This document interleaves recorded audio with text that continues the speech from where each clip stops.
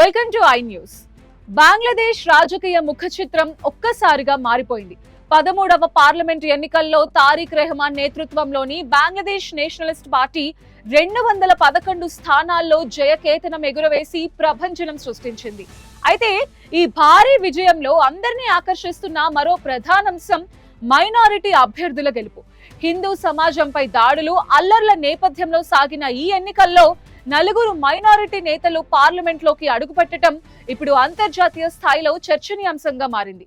అసలు ఎవరా నేతలు, వారి గెలుపు వెనుక ఉన్న సంకేతాలేంటి? ఇప్పుడు స్పెషల్ స్టోరీలో చూద్దాం. బంగ్లాదేశ్ లో ఇప్పుడు ఎక్కడ చూసినా బిఎన్పి విజయోత్సవాలే కనిపిస్తున్నాయి. షేక్ హసీనా పాలన ముగిసిన తర్వాత జరిగిన ఈ కీలక ఎన్నికల్లో ప్రజలు మార్పు కోరుకుంటూ బిఎన్పికి పట్టం కట్టారు. ఎన్నికల్లో జమాతీ ఇస్లామీ 68 స్థానాలకి పరిమితం కాగా బిఎన్పి క్లీన్ స్వీప్ చేసింది. కానీ ఈ ఫలితాలన్నింటిలో అత్యంత కీలకంగా పరిగణించాల్సింది హిందూ మైనారిటీ అభ్యర్థుల విజయం. మతపరమైన ఉద్రిక్తతలు ఉన్నప్పటికీ హిందూ కమ్యూనిటీ నుంచి 4 అభ్యర్థులు పార్లమెంటుకు ఎన్నిక కావడం ఒక చారిత్రాత్మక ఘట్టం. ఢాకా 3 నియోజకవర్గంలో సీనియర్ నాయకుడు గయేశ్వర చంద్రరాయ్ సాధించిన విజయం ఒక గొప్ప ప్రతీక.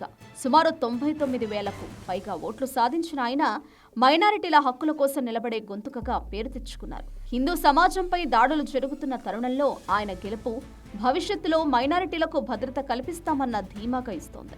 అటు మగురా 2 ప్రాంతంలో నితాయ్ రాయ్ చౌదరి ఏకంగా 1,47,000 ఓట్లతో తన ప్రత్యర్థులను చిత్తు చేశారు. ఇది ఆ ప్రాంతంలో బిఎన్పికి మైనారిటీల నుంచి ఉన్న బలమైన మద్దతును నిరూపిస్తోంది. అంతేకాదు కొండ ప్రాంతాలైన రంగమాటి నుంచి అడ్వకేట్ దీపెన్ దేవాన్, బందర్బన్ నుంచి సాచిన్ ప్రూ 1,00,000కు పైగా ఓట్లతో ఘన విజయం సాధించి పార్లమెంట్లో తమ బర్త్ కన్ఫర్మ్ చేసుకున్నారు. విశేషం ఏమిటంటే ఈ ఎన్నికల్లో మొత్తం 79 మంది మైనారిటీ అభ్యర్థులు పోటీ చేయగా కేవలం బిఎన్పి తరపున నిలబడ్డ ఈ 4 విజయకేతనం ఎగురవేయడం గమనార్హం. జమాతీ ఇస్లామీ తరపున పోటీ చేసిన ఏకైక హిందూ అభ్యర్థి కృష్ణనంది ఓడిపోవడం మరో విశేషం. ఈ 4 ప్రతినిధులు ఇప్పుడు పార్లమెంట్లో మైనారిటీల సమస్యలపై గళం ఎత్తబోతున్నారు. తారిక్ రెహమాన్ కొత్త ప్రభుత్వంలో వీరికి కీలక పదవులు దక్కుతాయా లేదా అన్నది ఇప్పుడు ఆసక్తికరంగా మారింది.